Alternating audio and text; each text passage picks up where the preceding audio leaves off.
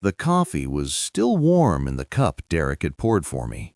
Ethiopian blend, my favorite. He always remembered the little things. That's what made him so good at his job, and so good at stealing from me. I sat across from him in his corner office on the 14th floor of the Scottsdale Financial Center. Floor-to-ceiling windows behind him, the desert mountains glowing orange in the afternoon sun. Leather chairs, mahogany desk, diplomas on the wall. Everything designed to make you feel like your money was in safe hands. Derek Tanner, 48 years old, certified financial planner, MBA from Arizona State, 20 years of experience. 3 golf buddies had recommended him. He'd managed my money for 7 years, and in that time, he'd become something close to a friend. At least, that's what I thought. "So, Warren," Derek said, leaning back in his chair with that easy smile of his, "I've been looking at some opportunities for restructuring your portfolio, estate planning considerations, tax efficiency, that sort of thing. I think we can really optimize." "Before we discuss that," I said, keeping my voice calm and steady, "I just have one question." "Of course," he spread his hands. "Anything."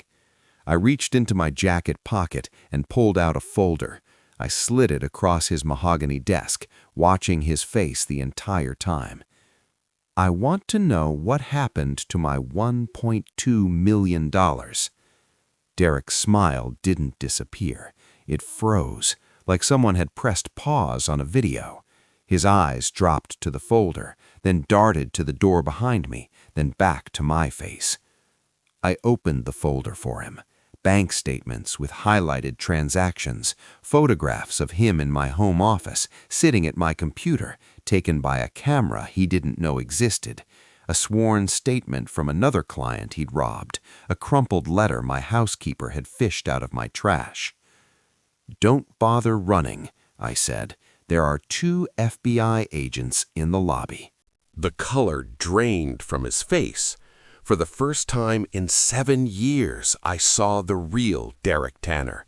Not the polished professional, not the trusted advisor, but a desperate man who'd been caught. How did I get here?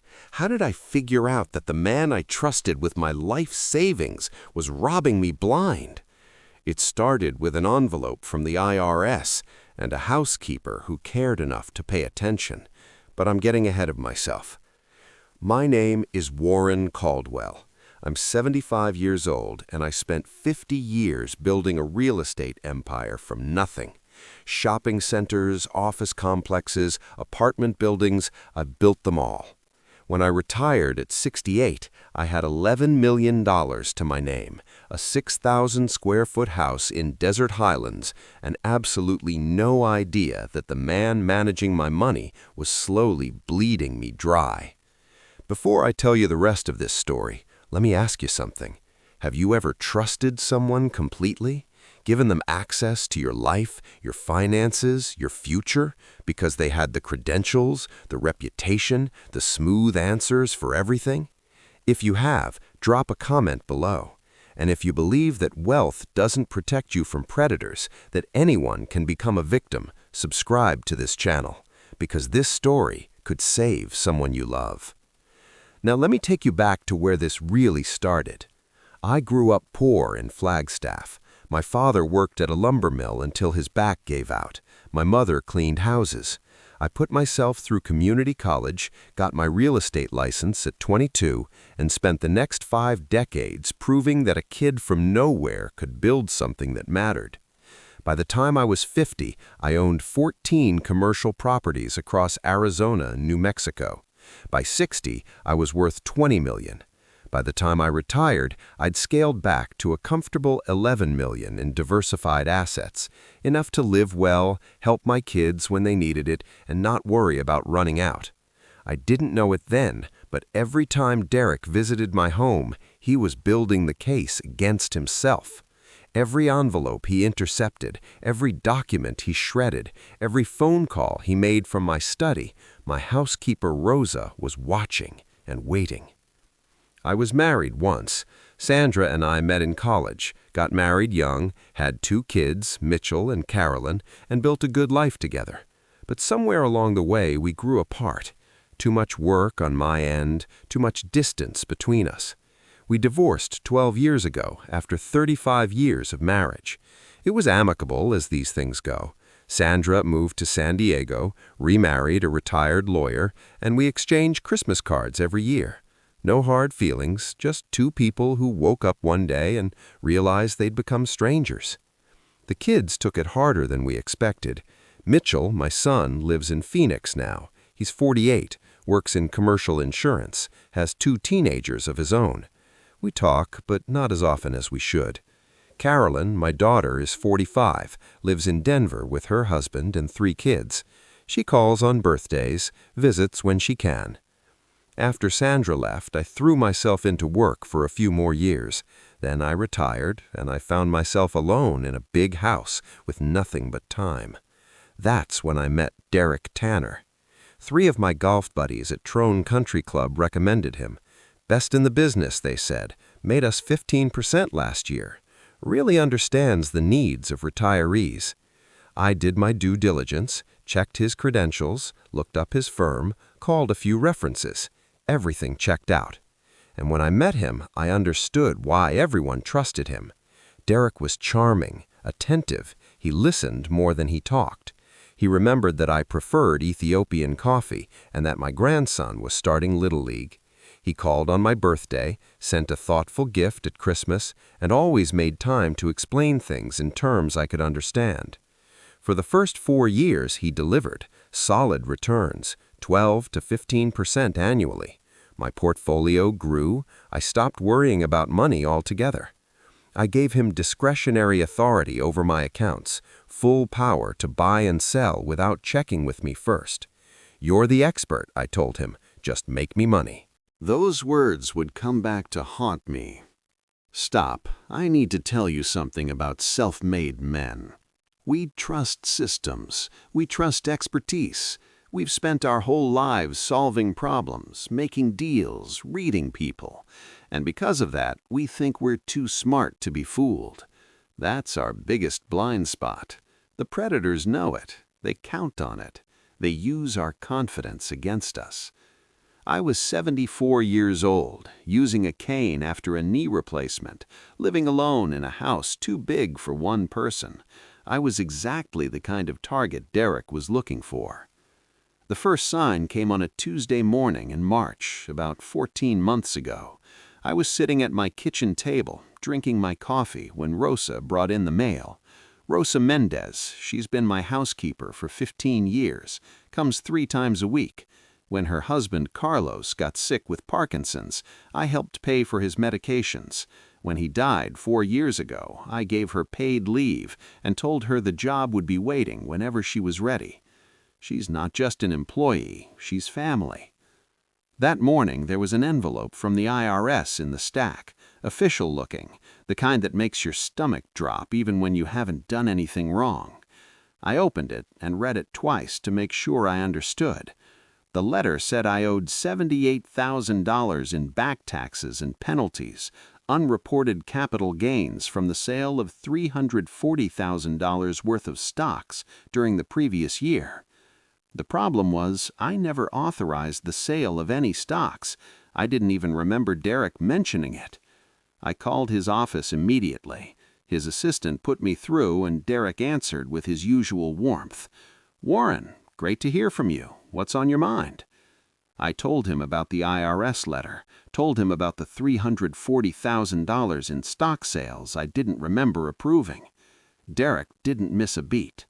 "Oh, that's just paperwork error," he said. "The IRS makes these mistakes all the time. Happens to half my clients.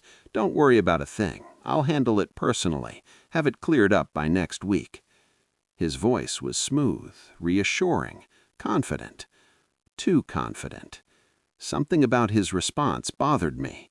No surprise, no confusion, no "let me look into this," just immediate, polished reassurance. I asked him to send me complete account statements, everything, going back 3 years. "Of course," he said.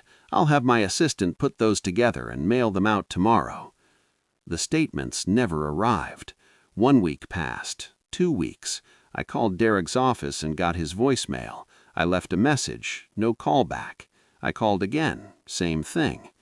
On the 3rd week, I did something I'd never done before.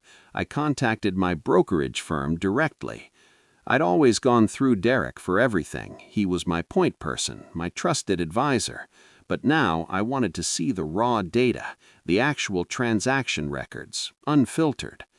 Rosa pulled me aside that morning with a folder in her hands. She looked nervous, almost scared. "Mr. Warren," she said quietly, "I need to show you something." I took the folder. Inside were photographs of envelopes, official-looking envelopes with IRS logos, brokerage firm logos, legal firm letterheads. Rosa explained that over the past 18 months, she'd noticed Derek intercepting mail during his visits to my home. He'd arrive early, check the mailbox, and pocket certain envelopes before I ever saw them. She'd started photographing them through the window, building a record. "Why didn't you tell me sooner?" I asked. Rosa looked down.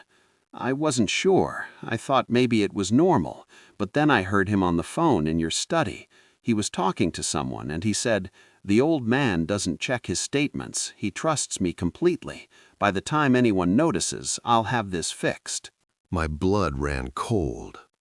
Rosa had one more thing. A crumpled piece of paper she'd retrieved from my office trash after one of Derek's visits. A letter, handwritten, angry, from someone named Harold Fenton. It accused Derek of stealing $340,000 and threatened to report him to authorities if he didn't return the money. Derek had thrown it away in my house, like it was garbage, like it meant nothing. I sat at my kitchen table for a long time, holding that letter, trying to process what I was seeing.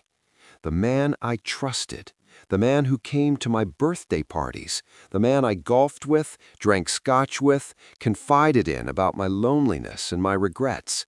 He was robbing me, and if this letter was real, I wasn't the only victim. The statements from Schwab arrived by courier 3 days later. I spread them across my dining room table, 27 pages of transaction history going back 3 years, and I went through them line by line. What I found made me sick. Transfers, dozens of them, 20,000 here, 50,000 there, 75,000 in a single transaction, all authorized under Derek's discretionary authority, which I'd given him freely. The money went to accounts I didn't recognize, account numbers that meant nothing to me. Over 3 years, more than $1.2 million had vanished from my portfolio. I sat back in my chair and stared at the numbers. $1.2 million, enough to buy a house outright, enough to fund a decade of retirement, gone. And I hadn't noticed, because I trusted him, because I was too proud to ask questions, because I assumed that a man with diplomas on his wall and a corner office wouldn't steal from a 75-year-old man who treated him like a friend. I was wrong, but I wasn't done yet. The brokerage statements told me what happened. Now I needed proof of who did it and why. I needed documentation that would hold up in court. I needed to catch Derek in the act. The next morning, I drove to an electronics store and bought a small camera disguised as a smoke detector. The kid who sold it to me was half my age and probably thought I was buying it to spy on a caregiver or something. He wasn't entirely wrong. I installed it in my home office, the room where Derek liked to work when he visited, the room where he sat at my computer, went through my files, made his phone calls in private. For 3 weeks, I pretended nothing was wrong. I returned Derek's calls. I scheduled a meeting that I kept rescheduling. I acted like a confused old man who was losing track of his paperwork. And every night, I reviewed the footage. I rewound the hidden camera recording. There he was, in my office, on my computer, typing my passwords. And then his phone rang, and what he said made my blood run cold. Mitchell keeps calling, but I've got him handled. Told him his father's been confused lately, forgetting things, planted some doubts.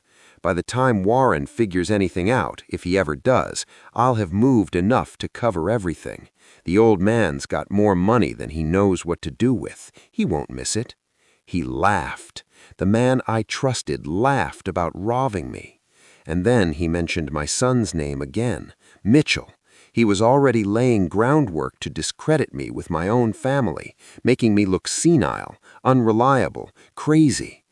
I sat in the dark watching that footage, and I felt something I hadn't felt in years. Not just anger, purpose. This man thought I was a helpless old fool. He thought my age made me weak, made me easy. He thought he could steal my money, turn my family against me, and walk away clean. He was about to learn how wrong he was. The next step was finding Harold Fenton, the man who'd written that angry letter Derek threw in my trash. It took some digging. I'm 75 years old, and I'm not exactly a computer wizard, but I've been closing deals and tracking down information for 50 years, and the skills don't disappear just because you're using Google instead of a Rolodex. Harold Fenton, 81 years old, retired dentist, living in a gated community in Mesa, about 45 minutes east of Scottsdale. I found his phone number through a mutual acquaintance at the country club. Turns out Harold and I golfed in the same charity tournament 3 years earlier. I called him on a Wednesday afternoon. When I introduced myself and mentioned Derek Tanner's name, there was a long silence on the line. "How much did he take from you?" Harold finally asked. "1.2 million, I said. "Maybe more. I'm still adding it up." Harold let out a breath. $340,000 for me, over 2 years, small transfers just like yours. By the time I noticed, he'd already moved most of it. "Why didn't you go to the police?" Another long silence. I confronted him. Harold said. "Showed him the records, demanded my money back.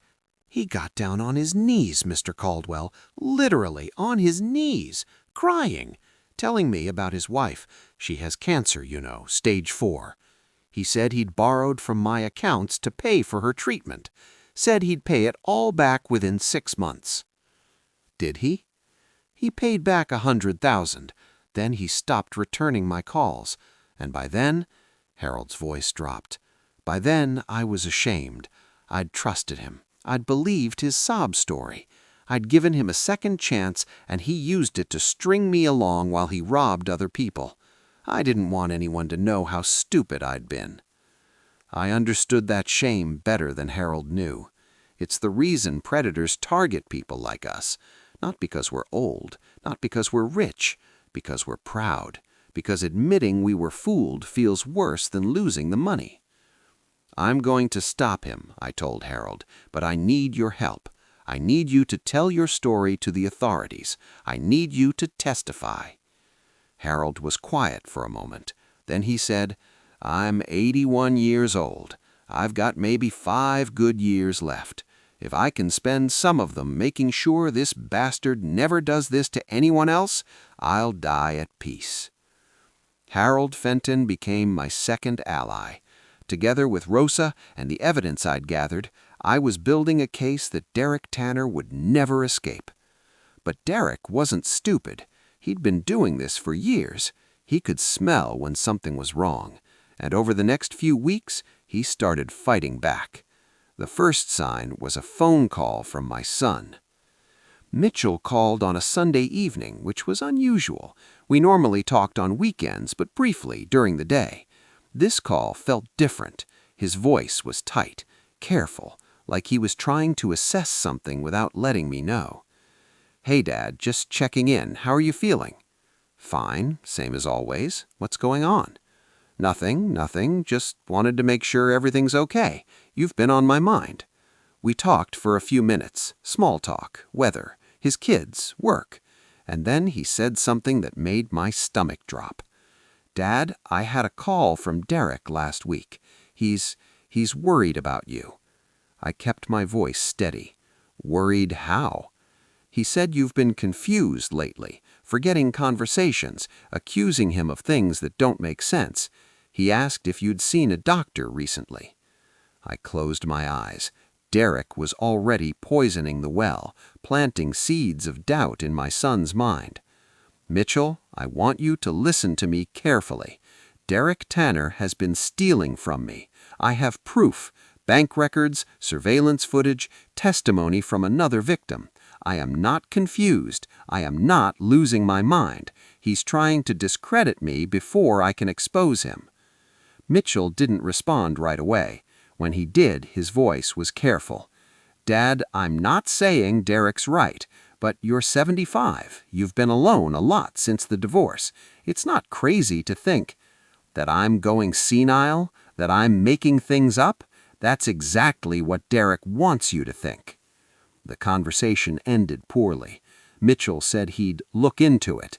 He said he'd keep an open mind, but I could hear the doubt in his voice, the suspicion that maybe his old father was finally losing his grip. "I'm 75 years old. I've built skyscrapers. I've closed deals worth $50 million. I've shaken hands with governors and negotiated with unions and survived 3 recessions.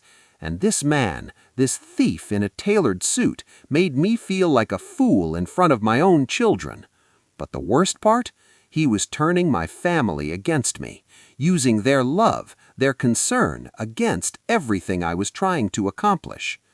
That was Derek's first counterattack, the gaslighting campaign, reaching out to my children, my closest family, and planting doubts about my mental state. It was elegant, deniable. If I accused him of doing it, I'd sound even more paranoid. But he wasn't done. The second attack was worse. 2 weeks after those phone calls, I got a visit from a woman named Patricia Hartwell. She introduced herself as an investigator with Arizona Adult Protective Services. "Mr. Caldwell," She said, sitting in my living room with a clipboard and a serious expression, "We've received a report alleging financial exploitation of a vulnerable adult. You're named as the victim." I felt a flicker of hope. "Yes, I've been trying to report." "Sir, the report doesn't name you as the complainant. It names your son, Mitchell Caldwell, as the alleged abuser." The world tilted sideways. "What?" Patricia Hartwell explained. An anonymous tipster had contacted APS claiming that Mitchell, my own son, had been systematically draining my accounts using power of attorney. The tipster provided documentation, transfer records showing money moving from my accounts to accounts in Mitchell's name. The problem was, Mitchell did have power of attorney, emergency power for medical decisions, which I'd granted years ago. And those transfer records, I'd never seen them before. They were forged, created by someone with access to my financial data. Created by Derek. "There must be some mistake," I said. "Mitchell hasn't touched my accounts. He doesn't even know my passwords. I'm the one who's been robbed by my financial advisor, Derek Tanner. I have evidence." Patricia held up her hand. "Mr. Caldwell, I understand this is upsetting, but we are required to investigate all reports. Until the investigation is complete, your son's access to your accounts will be frozen. We're also recommending that you have a cognitive assessment to ensure you're able to manage your own affairs." A cognitive assessment. They wanted to test whether I was mentally competent, whether I was capable of making my own decisions. Derek had weaponized the system against me. He'd reported my son for crimes that Derek himself committed. He'd frozen my son's access so Mitchell couldn't help me investigate further. And he'd put my mental competency in question so that anything I said about him would be dismissed as the ravings of a confused old man. It was brilliant, evil, but brilliant. Mitchell called me that night, not to check on me, to tell me that Adult Protective Services was investigating him for adult abuse and that I was the alleged victim. His voice was shaking. "Dad, I didn't take anything. I would never." "I know, son, I know. Derek did this. He framed you to stop you from helping me. But why? What does he gain?" Time, I said. He gains time. Every day I spend fighting this investigation is a day he can cover his tracks, move money, destroy evidence. He's trying to bury me in bureaucracy while he disappears. Mitchell was quiet for a long moment. What do? We go to the FBI. If you're still watching this story, hit the like button so more people can see it, because what happens next, that's when I stopped being the victim and started being the man who ended Derek Tanner's career. Now let me tell you how I turned everything around when they thought they had already won. The FBI has a unit specifically for elder fraud. It's part of their financial crimes section, and they take these cases seriously. Elder financial abuse costs Americans billions of dollars every year, and the perpetrators count on their victims being too ashamed, too confused, or too powerless to fight back. I wasn't any of those things. Not anymore. I contacted the Phoenix field office and asked to speak with someone in the elder fraud unit. The agent who called me back was named Sandra Chen, a no-nonsense woman in her 40s who'd spent 15 years putting financial predators behind bars. We met at my home 3 days later. I showed her everything. The brokerage statements with the unauthorized transfers, the hidden camera footage of Derek in my office on my phone admitting his crimes, Rose's photographs and documentation, Harold Fenton's letter and his willingness to testify, the false APS report that Derek had filed to frame my son. Agent Chen reviewed the evidence for over 2 hours. When she finished, she looked at me with something like respect. "Mr. Caldwell, you've done most of our work for us. This is one of the most thorough civilian investigations I've ever seen. I spent 50 years in real estate. Due diligence is in my blood." She almost smiled. "We're going to open a formal investigation. Based on what you've shown me, Derek Tanner likely victimized multiple clients, not just you and Mr. Fenton. Wire fraud is a federal crime. So is securities fraud. With the evidence you've gathered, we can build a case for multiple counts. What about the APS investigation against my son? I'll contact them directly. Once they understand that the report was filed by the actual perpetrator to obstruct justice, they'll close it. Your son should be cleared within a week." For the first time in months, I felt like I could breathe. Over the next 3 weeks, the FBI worked quietly. They subpoenaed Derek's bank records.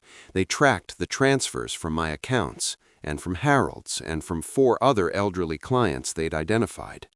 They found offshore accounts in the Cayman Islands. They found a condo in Mexico that Derek had purchased with stolen funds. They found $2.3 million in total theft across 6 victims. They also found Derek's wife, Michelle Tanner, stage 4 pancreatic cancer, experimental treatment in Germany, bills totaling over $400,000. Agent Chen told me about it during one of our briefings. I didn't know what to feel. Part of me understood the desperation. If Sandra had gotten sick, if there had been a treatment that could save her and I couldn't afford it, what would I have done? But I knew what I wouldn't have done. I wouldn't have robbed people who trusted me. I wouldn't have targeted the elderly and vulnerable. I wouldn't have framed innocent people to cover my crimes.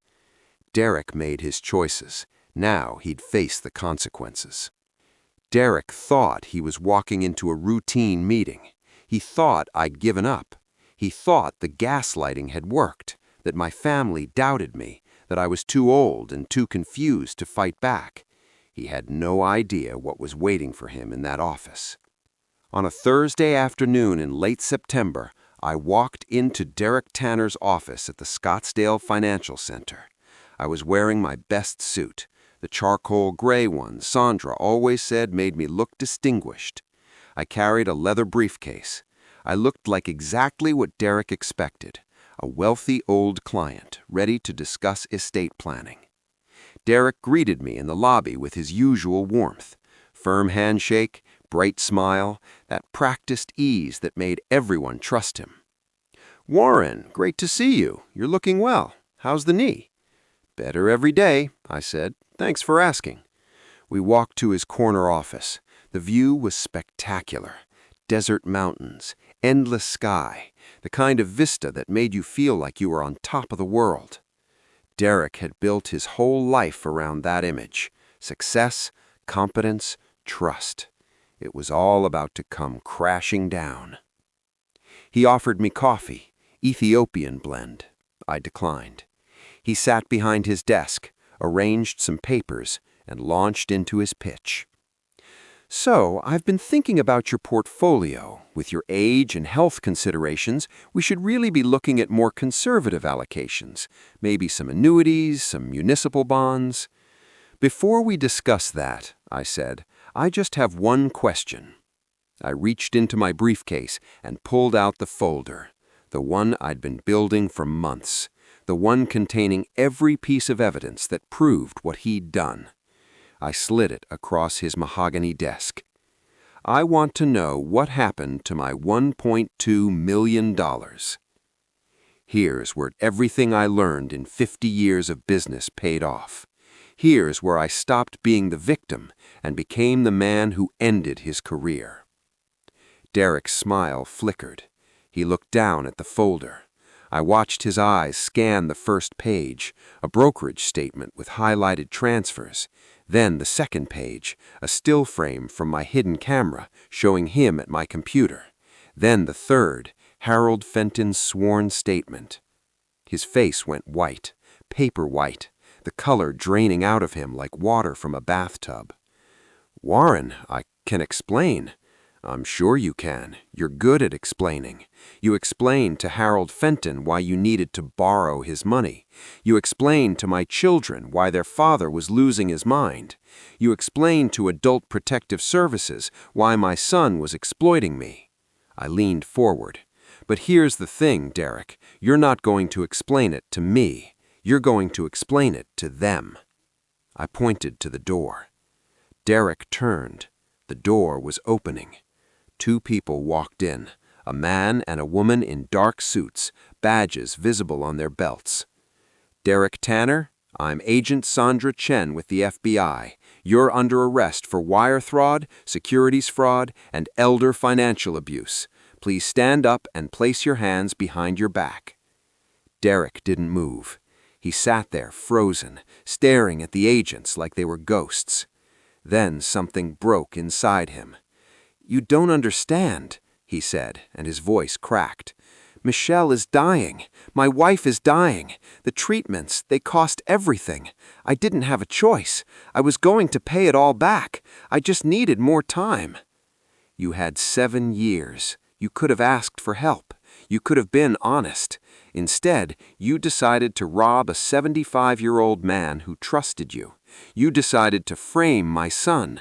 You decided to steal from 6 innocent people who thought you were their friend. Derek's eyes filled with tears. I love my wife. I was trying to save her. I believe you, I said, and I meant it. I believed he loved Michelle. I believed he was desperate. But love and desperation don't excuse what he did. Agent Chen stepped forward. Sir, please stand up. Derek stood slowly, like an old man. The agents cuffed his hands behind his back and read him his rights. He didn't resist. All the fight had gone out of him. As they led him toward the door, Derek turned back to look at me. His face was wet with tears. Broken. I'm sorry, Warren. I'm so sorry. I met his eyes. Sorry doesn't give Harold Fenton his retirement back. Sorry doesn't undo the nights I lay awake wondering if I was losing my mind. Sorry doesn't erase what you did to my son. I paused. But I hope Michelle makes it. I truly do. They took him away. I stood in that corner office for a long moment, looking out at the desert mountains. The sun was setting, painting the sky in shades of orange and gold. It was beautiful, peaceful. The kind of moment that reminds you why you're still alive. The door opened again. I turned, expecting Agent Chen. Instead, I saw my son. Mitchell stood in the doorway, his face a mixture of relief and grief and something else, something that looked like shame. "Dad," he said, "I'm so sorry. I should have believed you from the beginning." I walked over to him and pulled him into a hug, the first real hug we'd shared in years. "You didn't know. He fooled everyone. That's what he was good at. But I'm your son. I should have trusted you. You're here now. That's what matters." Mitchell held on for a long moment. When he pulled back, there were tears in his eyes. "The APS investigation is closed. Agent Chen made some calls. They know the whole thing was fabricated." "Good. And Carolyn's flying in tomorrow. She wanted me to tell you she's sorry. She wants to make this right." I nodded. "Tell her I love her. Tell her we'll get through this together." Mitchell smiled, the first real smile I'd seen from him in months. I already did. We walked out of that office together, father and son. Something had been broken between us, and something had been healed. I didn't know which was stronger, but I knew we'd figure it out. In the lobby, Agent Chen was waiting. She shook my hand. "Mr. Caldwell, thank you for your cooperation. We couldn't have made this case without your evidence. You've helped protect a lot of vulnerable people." "Just make sure he can never do this again," I said. She nodded. 8 years minimum if I have anything to say about it, and he'll never work in finance again. 8 years. It seemed like a long time. It also seemed like not nearly enough. But it would have to do. The legal process took 7 months. 7 months of depositions, evidence reviews, hearings, and motions. 7 months of watching Derek Tanner's carefully constructed life fall apart, piece by piece. The federal prosecutors charged him with 12 counts of wire fraud, 8 counts of securities fraud, and 6 counts of elder financial abuse, 1 for each victim they identified. The state of Arizona added charges for filing a false report with Adult Protective Services and obstruction of justice. Derek's lawyer tried everything: mental distress, diminished capacity, the desperation of a husband trying to save his dying wife. The judge listened patiently. Then she handed down the sentence. 8 years in federal prison, 5 years of supervised probation after release, full restitution of $2.3 million to be paid to all 6 victims, permanent revocation of all financial licenses, lifetime ban from working in any fiduciary capacity. When the judge read the sentence, Derek didn't react. He just sat there, staring at his hands, like a man who'd already died inside. I was in the courtroom that day. So were Harold Fenton and 3 of the other victims, people I'd never met before the FBI brought us together. We didn't cheer when the sentence came down. We didn't celebrate. We just nodded. Justice had been served. It wasn't perfect, it wasn't complete, but it was enough. 3 months after the sentencing, Michelle Tanner died. The experimental treatment in Germany had bought her an extra year, maybe a little more, but the cancer won in the end. It always does. The Bureau of Prisons granted Derek a 48-hour furlough to attend her funeral. He was escorted by 2 U.S. Marshals shackled at the wrists and ankles. I read about it in the newspaper. I didn't attend the service, but I sent flowers, white lilies, the kind they put on caskets. Not for Derek, for Michelle. She didn't choose any of this. She didn't know what her husband was doing to pay for her treatment. She was a victim, too, in her own way. The card just said, "May you find peace." I don't know if Derek ever saw it. I don't know if it mattered. But it mattered to me. After everything settled, I had a lot of thinking to do. About trust. About family.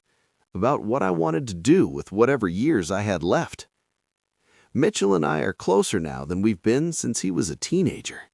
He moved to Scottsdale 6 months ago, transferred to his company's Arizona office so he could be nearby. We have dinner every Sunday. We golf on Wednesday afternoons when my knee allows it. We talk about things we never talked about before.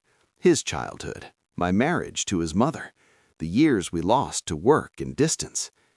Carolyn flies in from Denver every month with her kids. My grandchildren, 3 of them, ages 12 to 17, are finally getting to know their grandfather. Really know him. Not just the birthday cards and Christmas visits, but the real stories, the struggles, the lessons I learned building something from nothing. We had a family dinner last Thanksgiving. First one in maybe 15 years. Mitchell, Carolyn, their spouses, all the grandkids crowded around my dining room table. Rosa cooked. She makes this incredible carne asada that the kids can't get enough of.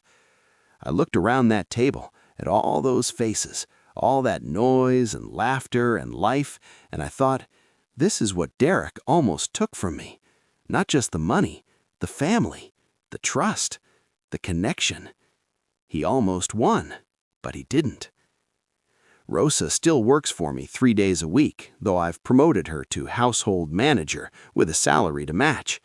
Last spring, I paid off her mortgage as a thank you for everything she did. She cried. I cried. We're both too old to pretend we don't have feelings. I've also started something new, the Caldwell Foundation for Elder Financial Protection. It's a nonprofit that provides free financial auditing services for seniors, independent reviews of their accounts, their advisors, their estate plans. We partner with the Arizona Attorney General's office and half a dozen senior centers across the state. I speak at Rotary clubs, community centers, churches. I tell my story. I tell them what to watch for. I tell them that wealth doesn't protect you, that intelligence doesn't protect you, that the only thing that protects you is vigilance. And I tell them this: the people who love you don't need your money to prove it. The people who love you don't install spyware on your computer. The people who love you don't forge prescriptions or tamper with your brakes or whisper to your children that you're losing your mind. If you're watching this and you have an elderly parent, an elderly neighbor, an elderly friend, pay attention, ask questions, check in. The predators count on everyone looking the other way. Don't look away.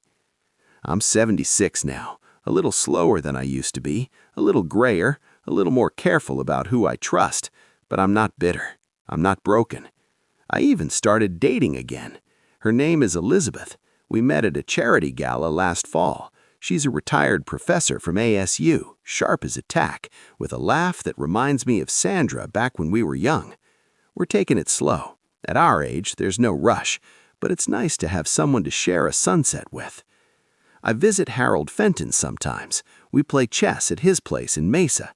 He's 82 now, and his hands shake a little, but his mind is still sharp. We don't talk about Derek much. We talk about our grandchildren, our golf games, the books we're reading. We talk about life. That's the thing about surviving something like this. It doesn't define you. It's part of your story, but it's not the whole story. You get to decide what comes next. I decided that what comes next is living, really living, with purpose, with family, with gratitude for every day I wake up in my own bed, in my own house, with my own mind intact. That's my revenge, if you want to call it that. Not vengeance, not destruction, just a good life well lived, surrounded by people who love me for real. Derek Tanner is sitting in a federal prison cell right now, alone with his guilt and his grief. He lost his wife, he lost his freedom, he lost everything he ever worked for. And me? I'm sitting on my patio in Scottsdale, watching the sunset over the desert, waiting for my son to arrive for dinner. I think I got the better deal. So was I right to do what I did? To investigate the man I trusted? To build a case against him piece by piece? To stand in his office and watch the FBI take him away in handcuffs? Or would you have done something different in my place? Tell me in the comments. I really want to know. If this story hit close to home, hit the like button, subscribe to John Vengeance, and tap that bell so you never miss when justice is finally served. Stay fierce, because every story deserves its moment of sweet revenge.